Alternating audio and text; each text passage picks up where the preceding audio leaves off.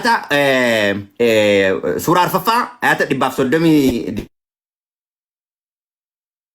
Demi sadii ramal jenne uwwii keessanii hawwiidhaan uummata akka tonnee san irra darbaa. Okay, suuraa 46ffaa ayata sagalaffaa irraa nama miti namoota kaawwan normaalii namoota kaawwan miti akkana jedha. Lakkoofsa sagalirraa yaa Muhammad jedhu an ergamtoota irraa isa jalqabaati miti waan anaaf isin irratti dalagamuuf jiru hin beeku. Asirra laala. Waan anaaf isin irratti dalagamuuf jiru maaliin godhu jedhe hin beeku waan gara kiyyaa waayii godhamu malee wanta biraa hin hordofuu jedhe. Kan itti aanu isin dubbifadha. Wanti guddaan an barbaade waan na irratti ta'uuf jiru an hin beekuu jedhe. Kanaaf waan fayyina tariitii isaaf achitti dhiifamaan toobaadhaan waan takkatti yoo ka ta'u ta'e akkamiin wallaaleenni. Okay, itti aanee suuraa 48 ayata lammaffaa irraa akka rabbiin dilii kee lakkoofsa tokkorraa jalqabaa yaa Muhammad nuti injifannoo ifa ta'e siif gonfachiifneerra. Akka rabbiin dilii kee irratti waan dilii kee irraa waan darbeef waan dhufus siif araaramuuf akka ni'imaa isaa sirratti guututti jalqaba guutii dubbisuu waan turtanii fi garuu iddoo barbaadu dubbisee bira darbuuf ture. Asirratti wanti jala muruu barbaade waan si araaramuuf jedhee waadaa galameef malee araarameeraaf moo hin araaramneef rabbiin yoo akkas ka araaramuuf ta'e saniin booda akka gaafii dhiyeessu keessa tokko kana isallee yaadumaan naa qabadhu. Okay, suuraa torbaffaa ayata 179 irraa dhugumatti nuti jahannamiif jinnootaaf namoota irraa hedduu uumnee jirra. Isaan onnee ittiin hin hubanne quba qabu, isaan ija ittiin hin argine qabu. Asirratti immoo maal jedhaara? Jinnootaaf waa'ee jinniitii fi seetaan allee adda baaseera. Asumaan aga dubbisuu jalqabe adda baasee argeera ilaalla kan boodatti dhufna. Kanaaf jinnii fi jinnootaa fi namoota irraa hedduu maaliif uumne jedhaara? Jahannamiif uumne jedhaara. Jahannamiif uumne. Kana yaadaan qabadha. Dhugumatti nuti jahannamiif jinnootaa fi namoota irraa uumneera. Suuraa torbaffaa itti aanee ka jiru suuraa 19ffaa ayata 70ffaa irraa akkana jedha. Ergasii dhugumatti nuti isaan irraa warra ishee ibidda seenuu qaban akkaan beenna jedha.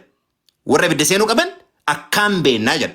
Itti fufee 71 irraa immoo isaan irraa jedhaan jiru. Isin irraa eenyullee ishee seenu malee hin hafu dirqama rabbii keetti murteeffamedha jedha. Isin irraa jedhaan. Garamitti akka eekamu booda laallaa. Isin irraa achi seenu malee maaliin godhu jedhaara? Hin hafu. Murteeffameera waan jiru jechuudha. Suura 32ffaa ayata 13 irraa odoo feene lubbuu hundaa qajeeluma isheedhaaf kennina turre. Garuu jecha jinnootaa fi namoota walitti qabaman irraa jahannama nan guuta jedhu an irraa haqatee jira jedha. Kanaaf asirra maal jedhaara? Odoo feene namoota hundumayyuu maal gochuu dandeenya? Waan gaarii isaaniif qajeelummaadhaaf isaan dandeenya. Amma ammoo garuu jechi jinnootaaf namoota jahannamiif uumne jedhu sun guutuu akka ta'uu fi qajeelaan goone jechuudha. Waan dhuma gochuu danda'u hin goone jechuudha. Macaafa qulqulluu irratti cubbuun waan gaarii gochuun dhuma beektu gaarii gochuu dhabuun kan keeyyuu cubbuu jedha. Okay, Sahih Bukhari amma gara hadiisaatti darbe jechuudha. Kana booddee amma gara hadiisaatti darbe. Sahih Bukhari 66:14 irraa guutuu isaas dubbifachuu dandeettu. The prophet said Adam and Moses Adamitu waliin haasaa jechuudha. Achi keessa maal jedheen? Adamtu akkana jedheen Museedhaan. Do you blame me for action which Allah had written in my fate 40 years before my creation? Uumamuu koo dura waggaa 40 dura waan Allah narratti barreesseen na himattaa yookaan ammoo maqaa koo na balleessitaa yaada jedhu jechuudha. So Adam confused Moses. Maal jedha? Bitaa itti galche jedha irra deebi'ee si'a sadii irra deebi'ee dubbata. Sababni isaa rakkinni karaa kan kennu dhufe gaafa inni jedhuuni lakki anaa miti allamatu udu'aan hin uumamin waggaa 40 dura narra barreessa jedha. Okay, Sahih Muslim 27:46 irraa ammootu by him in whose hand in my life harka isaa keessa isa lubbuun koo jireenyi koo jiru isa jechuun inni Allah jedhaara jechuudha. I think by him in whose hand is my life Harki jireenya kee keessa jiru jechuudha.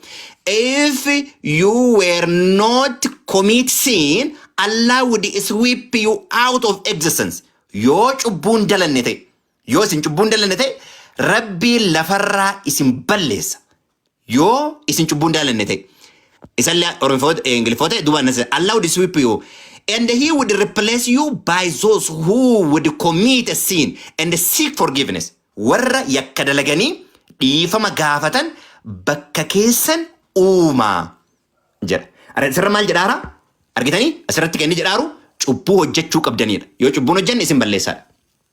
Achiin gara kaan ilaalla. Okay. Jaami Altirmiz 87 torbarratti 877 irratti jechuudha. The messenger of Allah said, the black stone descend from paradise. Akka samiirra dhufe dhagaa gurraacha erga kaa'ee ga'een booda anama waa'ee dhagaa gurraacha kaasuu barbaadeeti miti. Waa'ee dhiifama cubbuu wajjin wal qabatee waa san kaasuu barbaadeeti kana bira darba.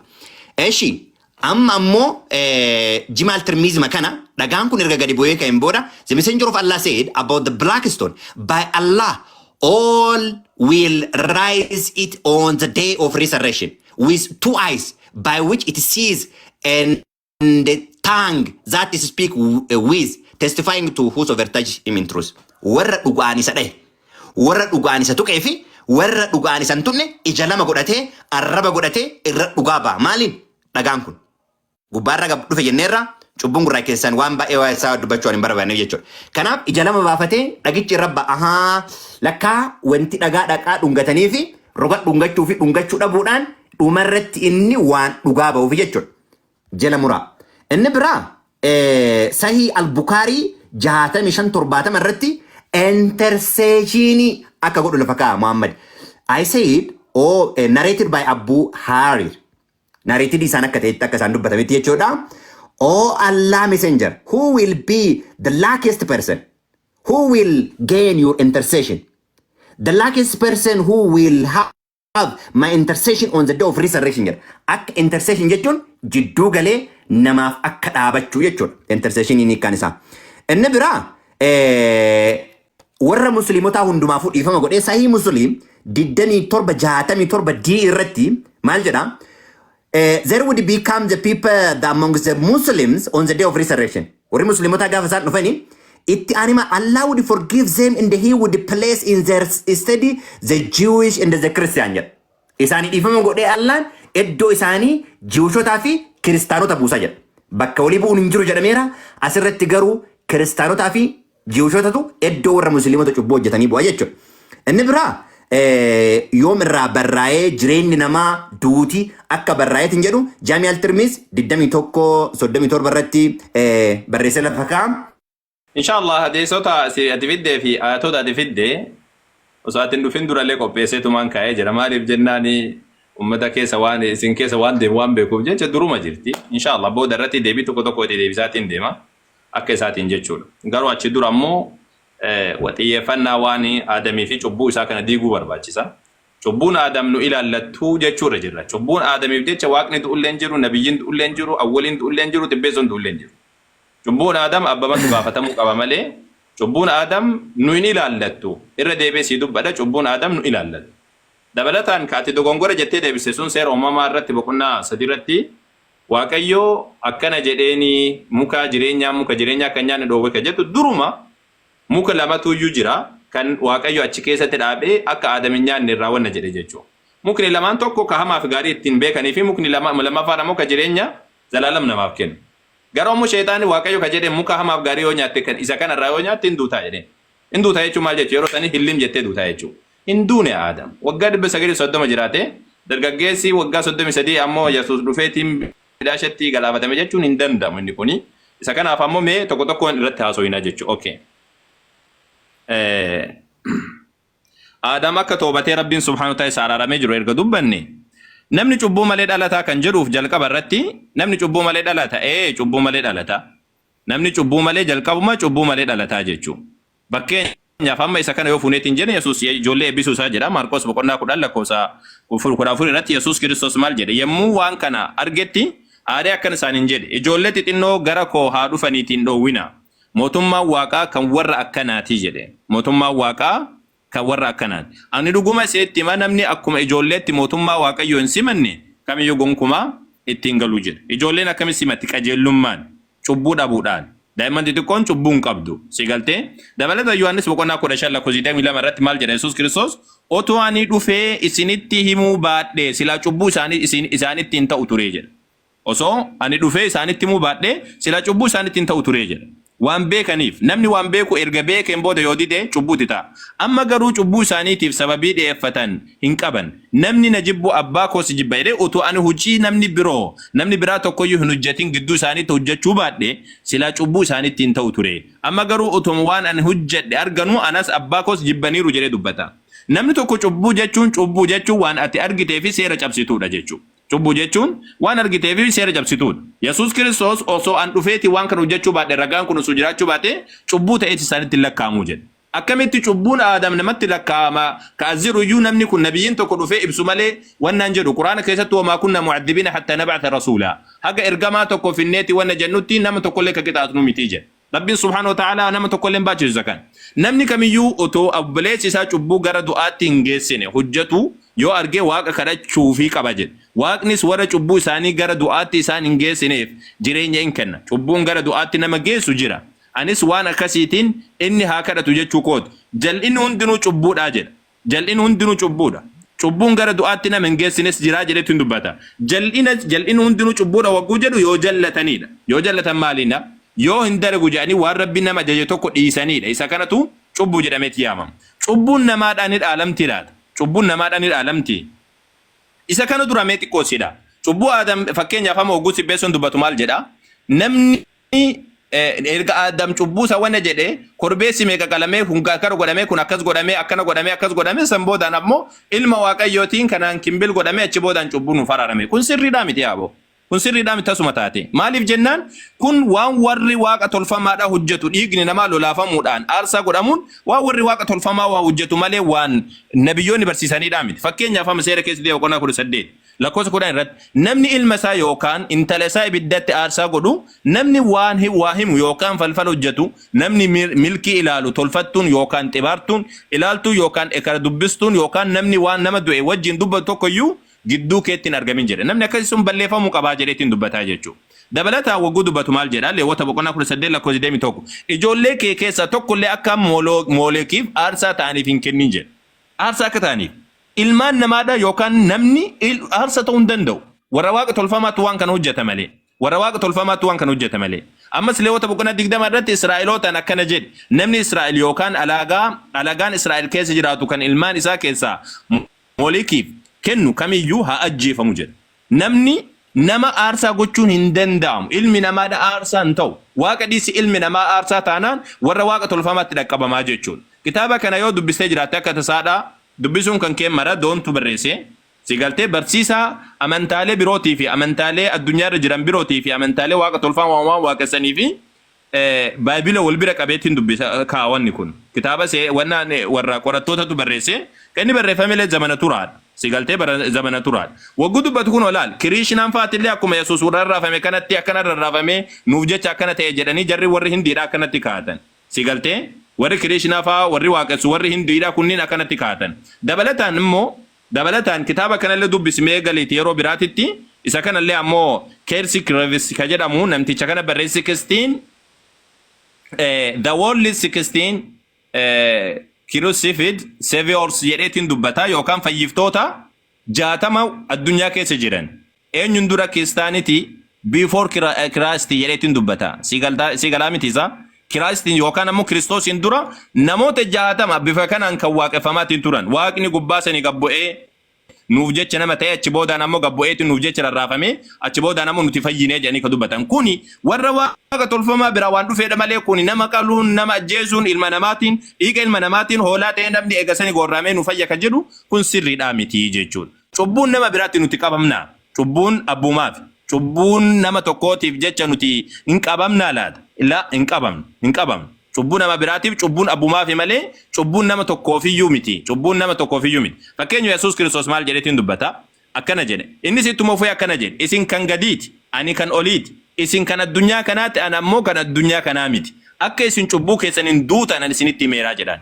achi gubbatti maal jedheen isin cubbuu keessanii ani nan adeema isin na barbaaddu cubbuu keessanii ni duutu jedheen cubbuu ofiitiin du'a malee namni cubbuu namaa baateetiin hin du'u Adam maaliif akkas godhe jedhee cubbuu ofiitiin du'a malee namni cubbuu namaatiin hin du'u rabbiin ibidda nama seensisu qabee Adam maa muka nyaate jedhee rabbiin ibidda nama seensisu hin jiru a'uudhu billah rabbiin ibidda nama seensisu hin jiru jechuudha dabalataani cubbuu namaadha dhaalamaa kan jedhu cubbuun namaadha hin dhaalamu namni cubbuu malee dhalata cubbuun namaadha hin dhaalamtu si galtee cubbuun namaadha hin dhaalamtu namni kan dhaalu yoo tolinna taate malee yookaan ammoo beekumsa walirraa dhaale malee cubbuu namni walirraa dhaalu hin jiru si galtee maaliif jennaan hojii gaariidhaan namni ka jannata seenu malee hojii gaarii hojjeteetiin malee cubbuun namaadha hin dhaalamtu jechuudha isa kanaadha jechuudha kan gara biraadha ammoo cubbuun Adam nu laqqabdii kan jedhuu fi bismillah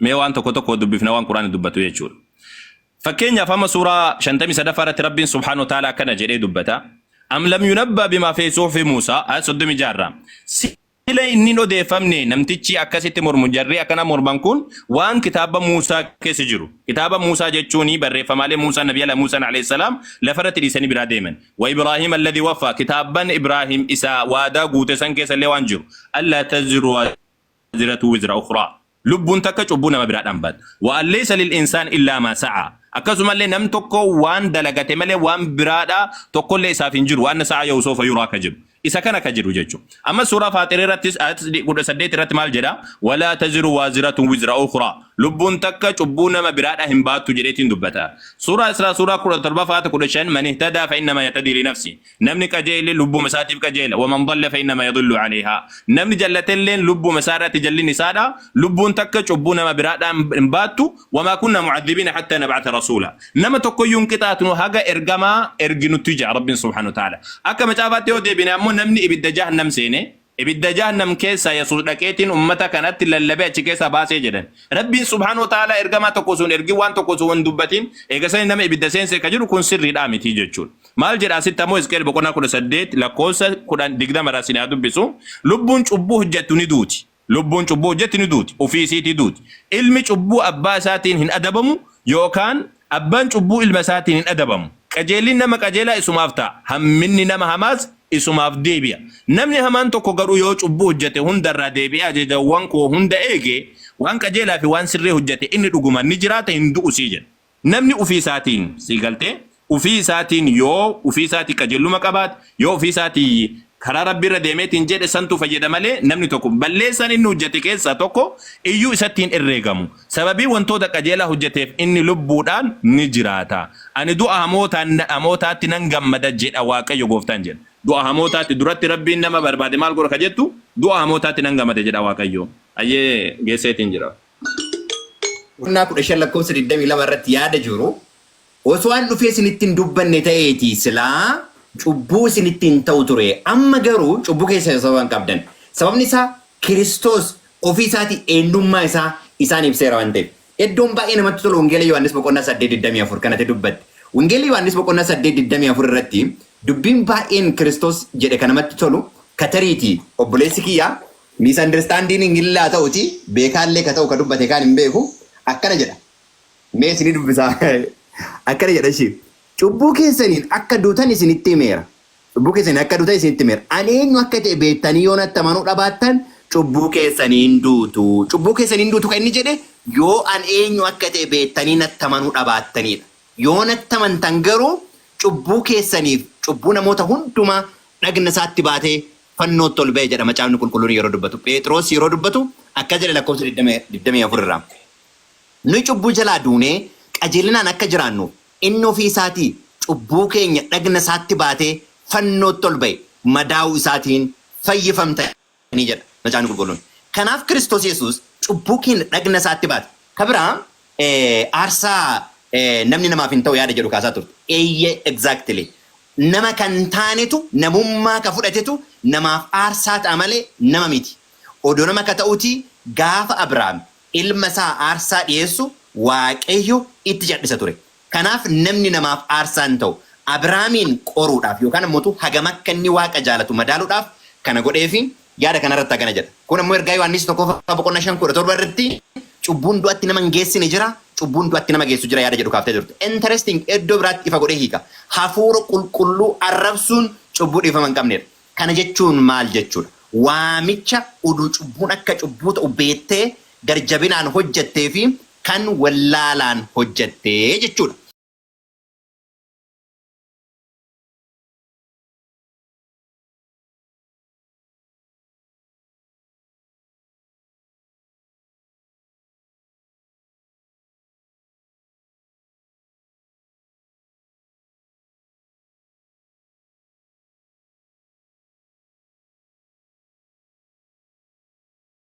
Faanii isaallee hundumaa hojii isaa jalqaba irra barreessa jedha. Jalqaba irratti garaa isaa keessatti, gara haadhaa keessatti ergamaatti ergaa, ergamaan ammoo dhaqee garaa isaa keessa kana itti barreessa. Dhuma irratti maal jedha?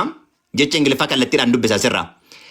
Eeshi gasiqee jibbira by the one beside whom there is none other worthy of worship. One of you will do the deed of the people of the paradise until there is a between him and it but a forearm. Haga tarkaanfiin yookaan ammoo ciqileen afur isaa futti rabbiin illee waaqeffataa waan gaarii illee godhaatti fufuu hin danda'a. Until there between forearm, then he become overcome by what is written on him. Waan irra barraa'isaniin achiin booda maal ta'a? Hin mooyama jechuudha. Kana booda maal ta'a? Nama du'aa ta'a.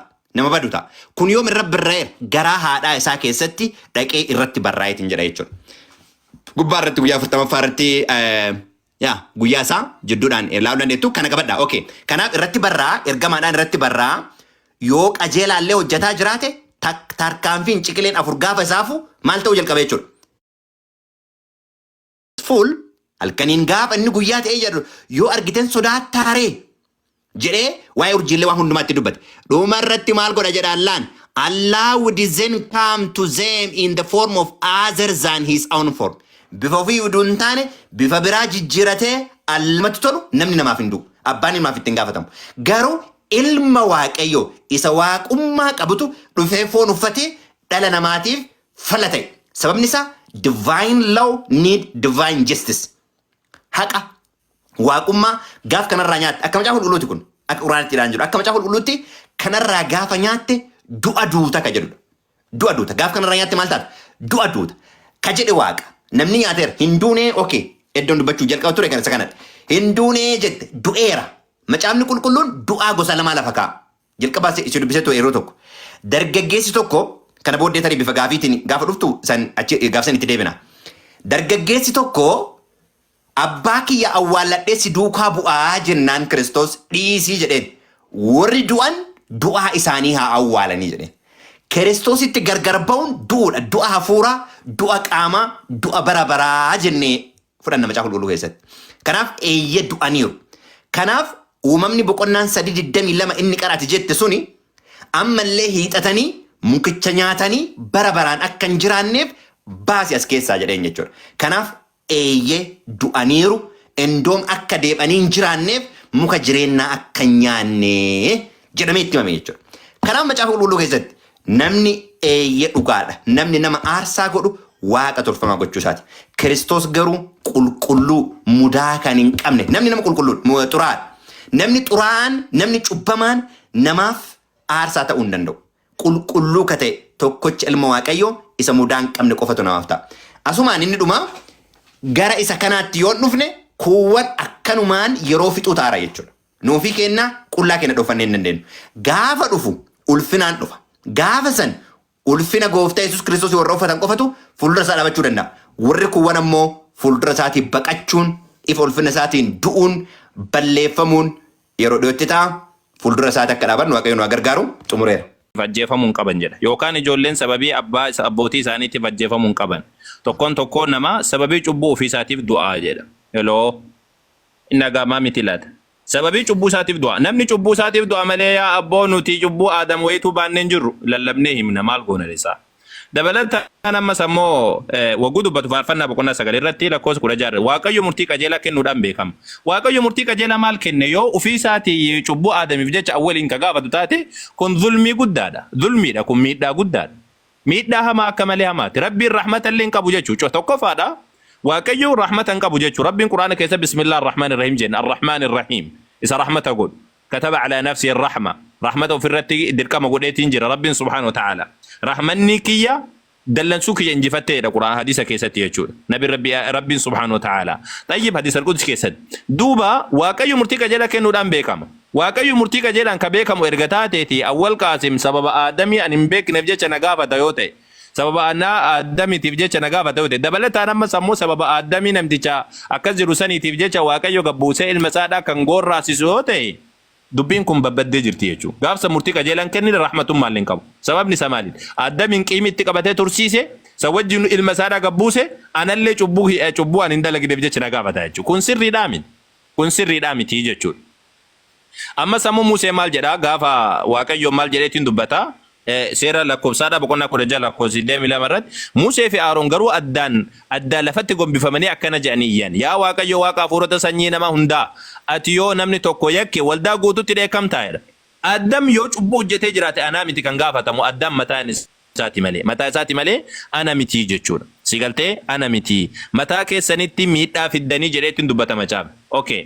Amma sammuu dabalataanii Yesus Kiristoos mataan isaa waguu dubbatu Maatewos boqonnaa 5 irratti isin ejja waa ejjaa isin akka hin ejjine jedhamee dhageessaniittu ani garuu isinittan himaa jedhe. Sigaltee namni hojii hawwiidhaan dubartii ilaalu hundinuu yaada isaatti ishee wajjin ejjeera. Yoo iji kee mirgaa si gufachiise uf keessaa baati gati dhagni kee guututti gahannamitti darbatamuu irra kutaa dhagna keetii keessa tokko dhabuu siif wayyaati. Yoo harki kee mirgaa si gufachiise ofirra murii gati dhagni kee guutuun gahannamitti galuu irra kutaa dhagna keetii keessa tokko dhabuu siif wayyaa jedhaan.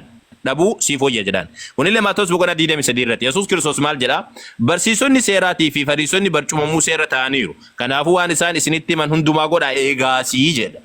Eegaasii jedha. Karaa kanan jannata seentan jedheetiin dubbataa jechuudha. Maatewos boqonnaa 19 irratti Yesuus Kiristoos maal jedheetiin dubbataa?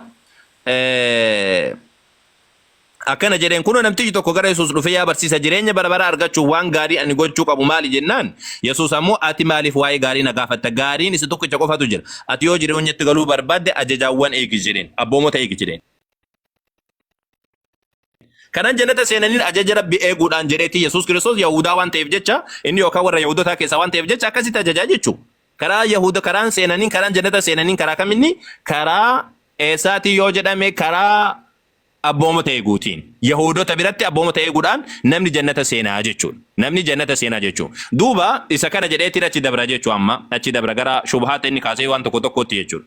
Kaamma inni kaasee wal qabateeti wa in minkum illaa waariduhaa kana ala rabbika hatman maqdiyya ka jedhe suuraa 19 ata 72 jechuudha. Suuraa 19 ata 71 irratti kan inni dubbate mee banneetii wajjin laal akka inni jedheedhaa miti sunillee dogongora hubatte yaa tibbeessoo dogongora hubatte suuraa Maryam ata 71 jechuudha tole tamam